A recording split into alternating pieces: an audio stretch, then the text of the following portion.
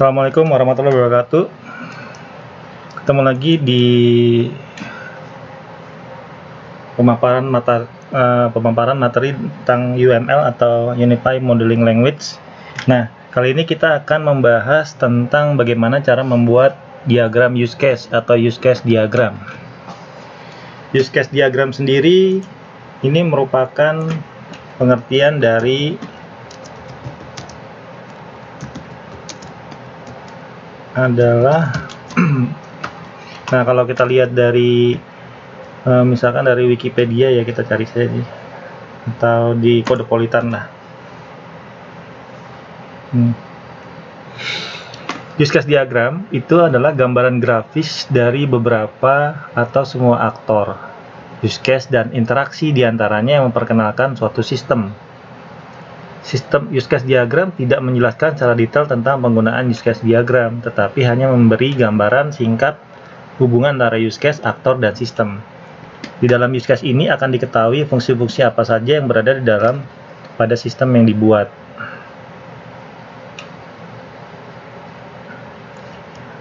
Nah, ini ada simbol-simbolnya nih, ada aktor, kemudian ada use case-nya, ada sistemnya, ada handle sistemnya, dan sebagainya, ada extend sama include gitu. Nah, aktor sendiri ini mempresentasikan seseorang atau sesuatu seperti perangkat, kemudian orang, kemudian bagian lain atau sistem lain yang berinteraksi dengan sistem. Aktor hanya berinteraksi dengan use case tapi tidak memiliki kontrol atas use case. Kemudian use case yang ini simbolnya nih. Nah, ini adalah gambaran fungsionalitas dari suatu sistem sehingga customer atau pengguna sistem paham dan mengerti mengenai kegunaan sistem yang akan dibangun. Kemudian ada association, menghubungkan link antar elemen. Nah, ini association.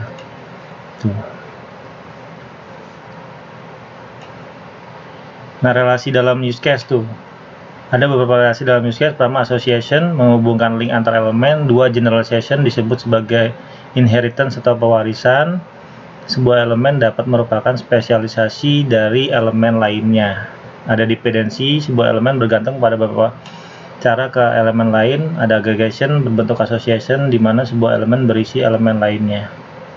Nah, use case sendiri ada yang namanya fish level dan sea level. Tuh.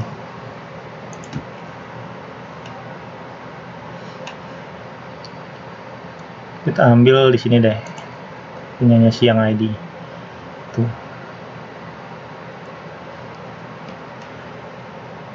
Jadi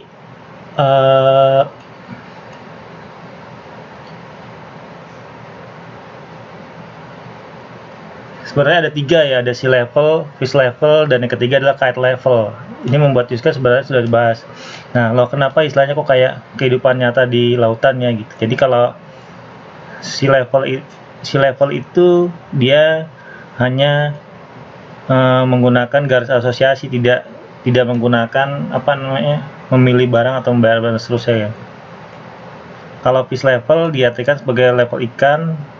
Nah, di contoh fish levelnya, jadi dia menggunakan include sama extend. Nah, kalau include itu adalah sesuatu yang use case yang mau tidak mau harus digunakan, sedangkan kalau extend itu dia merupakan opsional atau pilihan, jadi boleh digunakan atau tidak gitu. Itu kalau fish level. Jadi kalau ditanya apa bedanya sea level sama fish level, nah kalau sea level dia hanya menggambarkan hubungan atau asosiasi antara aktor dengan use case saja.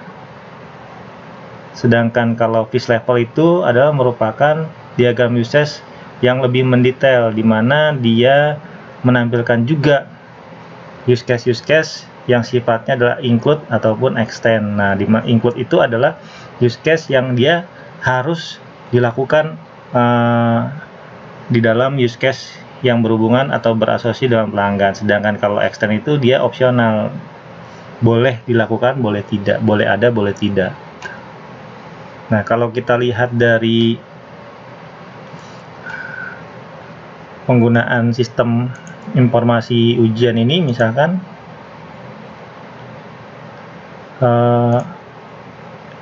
Untuk sistem ujian online ini dia terdapat 3 level akses. Nah, gimana cara melihat 3 level aksesnya? Nah, ini di sini di tabel user atau user group.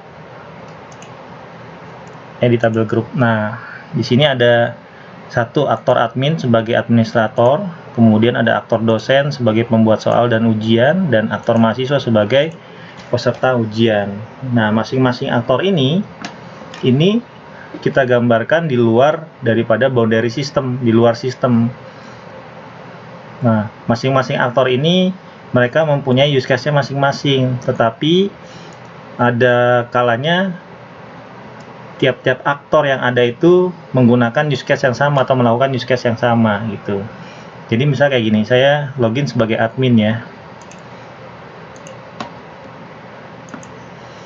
Nah, di sini kalau kita lihat admin itu dia bisa mengakses data master jurusan, master kelas, kemudian master mata kuliah, master dosen, master mahasiswa, kemudian transaksi kelas dosen, transaksi jurusan mata kuliah, kemudian bank soal, dan hasil ujian. Nah, yang lain ini boleh dimasukkan, boleh tidak. User management itu berarti dia bisa mengakses manajemen. Nah, sedangkan untuk mahasiswa, misalkan saya ambil sampelnya ini. Saya buka tab baru, localhost, uji, bukan. Apa sih namanya sih tadi? Uji online CI. Ini lock dulu. Saya masuk ke sini, terus saya ambil passwordnya. Nah, untuk mahasiswa dia cuma bisa mengakses, pertama adalah dashboard, menampilkan data akunnya, kemudian dia bisa melihat jadwal ujiannya, jadwal ujian, dan mencetak hasil, ikut ujian dan mencetak hasil ujian. Kemudian dia juga bisa merubah passwordnya gitu. Nah, kemudian ada lagi akses lainnya, yaitu dosen. Nah, kita ambil loginnya di sini.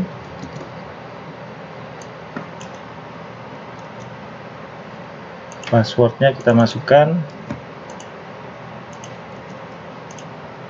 simpan. Nah, sedangkan dosen dia bisa mengakses bank soal. Dia bisa bikin soal baru, bisa mengedit soal, kemudian bisa melihat hasil ujian atau mengentry ujian dan melihat hasil ujian.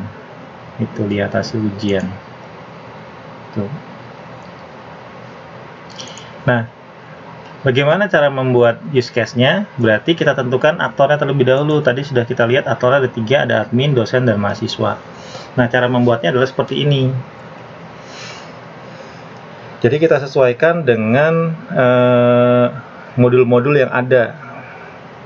Jadi kalau kita akses dengan menggunakan diagram, kita balik ke Lucid lagi ya, Lucid App. Kita cari use case diagram. Nah, kita tentukan aktornya. Nah, di sini ada kontainernya nih. Kita masukin dulu kontainernya sini. Nah, kita gedein deh. Nah, ini sistemnya nih, boundary-nya nih. Ini dihapus saja, misalkan diganti jadi use case. Tuh. Kita panjangin, kemungkinan nanti akan jadi panjang ya. Ini undo. Nah, terus kalau sudah, kita masukin sini. Aktor yang pertama adalah mahasiswa. Kita anggap mahasiswa, taruh di sebelah sini saja. Tuh. Ini kita kecilin ya, biar lebih enak. Nah, tuh. Kemudian kita masukkan aktor yang kedua, taruh sebelah sini saja. Ini admin. kemudian masukkan aktor yang ketiga. Ini adalah dosen.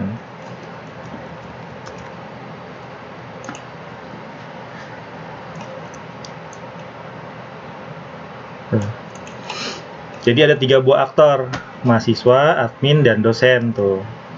Mahasiswa, admin, dan dosen. Nah, dia ketiga-tiganya ini dia harus masuk dulu, harus login dulu untuk bisa masuk. Untuk bisa masuk ke dalam sistem dia harus login terlebih dahulu gitu. Nah, berarti kita masukkan user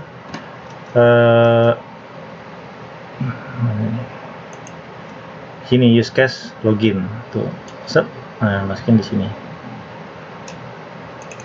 Login. Nah, berarti kita bikin garis ke sini login.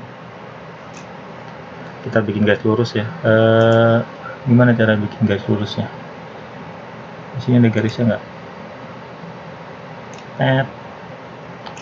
Bisa diganti kayak dengan arrange send to back set default. Oh, ini diganti dengan lurus saja tuh. Nah, ini dibalik. Ini awalnya akhirnya nggak usah pakai non.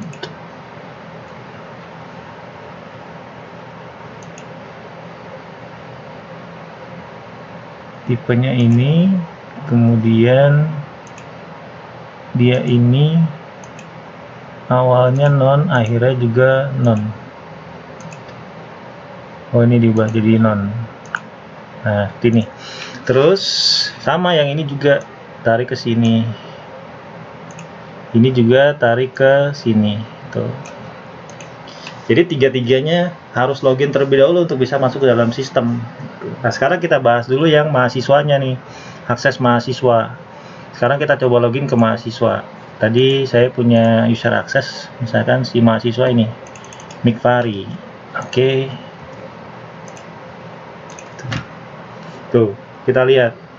Jadi seperti yang sudah disebutkan sebelumnya, kita membuat pemodelan itu bisa programnya dulu, bisa juga pemodelannya dulu. Jadi bisa bikin use case-nya dulu atau bisa bikin programnya dulu. Tapi kalau misalkan kayak kasus saya programnya sudah jadi, berarti kita tinggal membaca program gitu. Nah, kalau kita lihat di sini ketika dia login pertama kali dia akan menampilkan ini informasi akun nih. Informasi akun. Ini copy aja di sini. Jadi kita real gunakan use case sesuai dengan yang ada informasi akun gitu. Nah, ini bikin garis ke sini.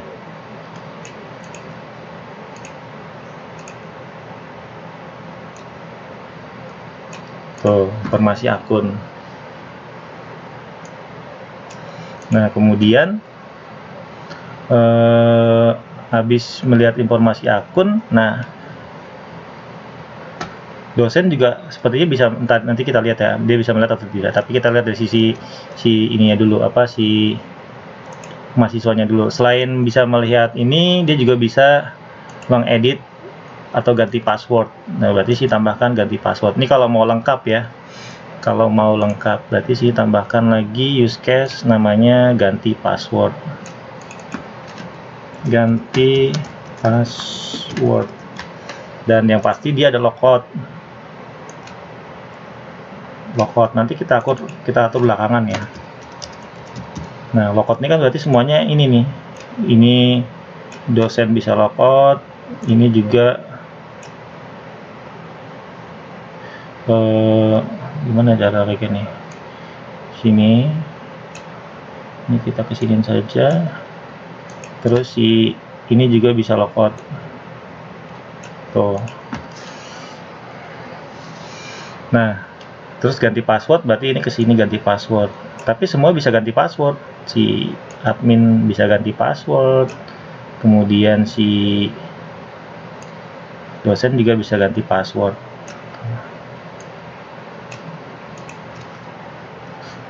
Ini yang paling dasar ya. Kemudian apalagi yang bisa dilakukan oleh si mahasiswa ini, melihat jadwal ujian tuh. Melihat jadwal ujian, ikut ujian, cetak hasil ujian. Ya berarti di sini tambahkan. Ini digedein, undo. Nah, ini digeser ke bawah nih, sep, ke bawah. Nah, ditambahkan melihat jadwal ujian, kemudian ikut ujian, sini ikut ujian, kemudian sini tambahkan lagi melihat hasil ujian. Tuh. Tarik semua ke sini.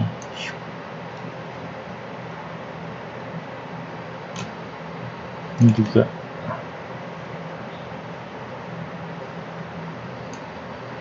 tarik ke sini, ini juga tarik ke sini. Tuh.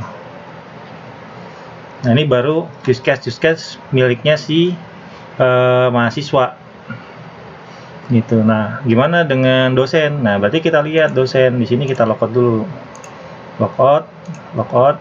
Nah, kita masuk ke dosen. Di sini dosennya kita ambil Tobi Rama,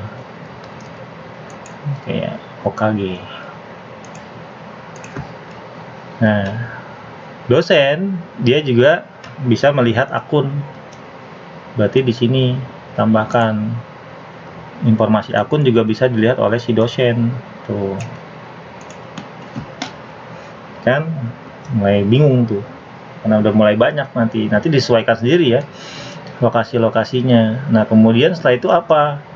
Setelah itu dia bisa ini bank soal, buat soal, ya karena buat soal. Jadi nggak usah terlalu detail. Tapi kalau mau dibuat detail sekalipun tidak masalah, semakin detail, semakin jelas, semakin bagus gitu. Nah, berarti sini tambahkan nih buat soal. Buat gimana caranya supaya dia tidak terlalu terlihat memotong ya. Atur aja gitu. Di sini buat soal. Lalu tarik ke sini, si dosen bisa membuat soal. Apalagi yang bisa dosen lakukan? Ya, kita lihat di aplikasinya. Kemudian memberikan jadwal ujian tuh. Berarti ini ada nih di sini di melihat jadwal ujian. Nah, ini melihat dah, kita masukin aja ke sini nggak apa-apa. Melihat jadwal ujian. Atau kalau mau dibuat baru juga nggak masalah sih. Di sini tambahkan membuat jadwal ujian. Nah, ini tarik ke sini. Tuh. Lalu, apalagi yang bisa dilakukan oleh si ini, melihat hasil ujian tuh. Hasil ujian itu dia lihat hasil kan. Berarti otomatis dilakukan oleh sistem, karena kan dia pada saat membuat soal ujian itu kan sudah ada nilai benar dan nilai salahnya gitu. Melihat hasil ujian, ikut ujian. Nah, dibuat soal ini udah ada nih. Berarti di sini bisa melihat hasil ujian. Nah, ini kita geser ke sini nih. Tuh, ini kita geser ke sini. Nah, ini si dosen bisa melihat hasil ujian. Tuh.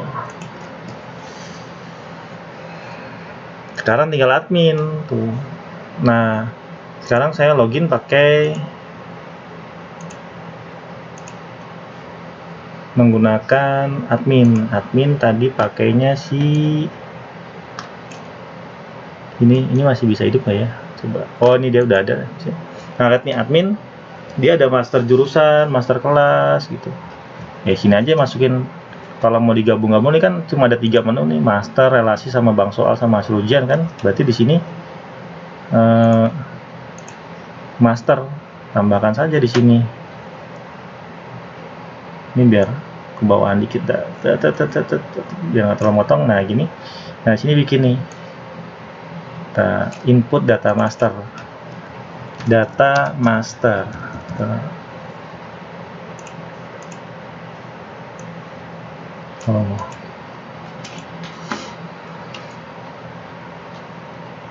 Tuh, Kita kecilin lagi biar lebih kelihatan semua. Tuh. Ini semua use case-nya yang bisa dilakukan tuh. Tapi di sini juga ada dia juga bisa melihat apa nih, ada relasi bank soal sama hasil ujian bank soal. Di sini berarti bank soal dia juga bisa melihat soal. Ini berarti bukan bank soal, bukan buat soal, tapi bank soal aja namanya. Bank soal itu. Dia punya akses juga buat mengedit dan segala macam gitu. Jadi ini kita larikan ke sini juga bank soal. Nah, ini kita siniin. Tuh. Terus dia bisa melihat hasil ujian sama di sini. Ini berarti kita tarik ke sini. Tuh. Kita tarik ke sini. Tuh. Nah, ini adalah kurang lebih apa namanya? Ini kalau mau dilebarin sih bisa biar lebih terlihat. Nah, kita lebarin. Nah, ini kita geser-geser tuh. Oh salah.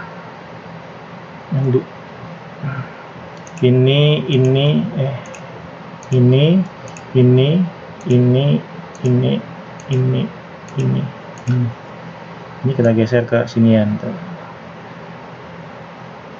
Nah, gitu. Nah, ini kita geser ke sini. Ini kita geser ke sini.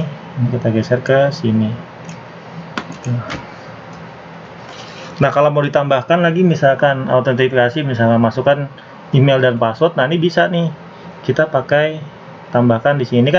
Ini kan masih si level ya. Ini masih hanya menampilkan use case inti atau use case utama. Tapi kalau misalkan mau tampilkan use case tambahannya dengan menggunakan fish level biar lebih lengkap atau detail, nah berarti ditambahkan nih. Kan login itu kan berarti dia harus masukin username dan password kan ya. Jadi tambahkan di sini. Masukkan username password tuh. Nah, ini dia pakai. Nah, di sini nggak ada nih garisnya nih, garis panahnya nih. Oh, berarti kita tambahin garis aja sini. Ini tarik ke sini. Tapi nanti kenanya adalah ujungnya seperti ini. Tapi dia garisnya itu ini nggak ada kosong, tapi garisnya itu dia patah-patah. Nah, kayak gini. Nah, kasih keterangan sini, tambahkan tulisannya include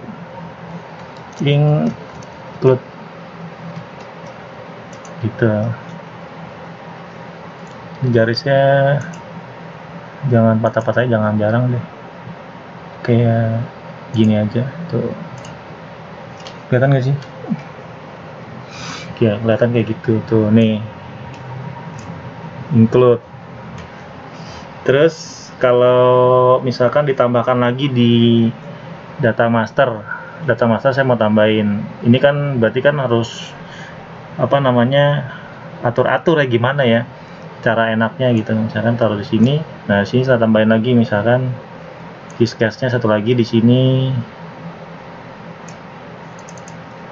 Ini master dosen. Karena kan di sini ada master dosen tuh.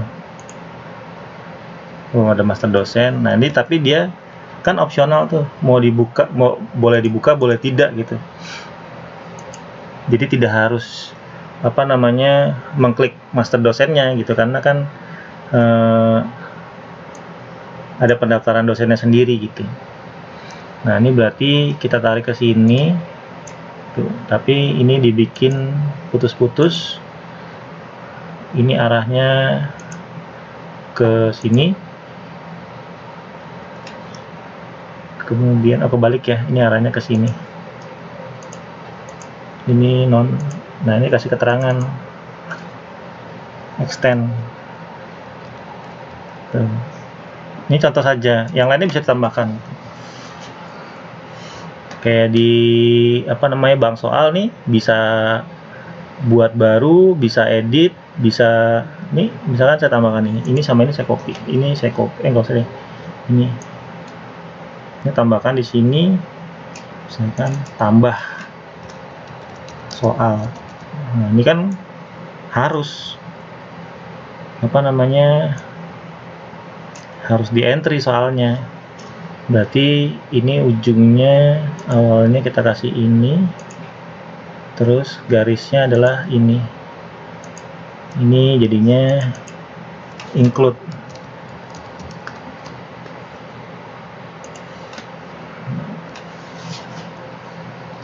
Semuanya bisa dibikin fish levelnya.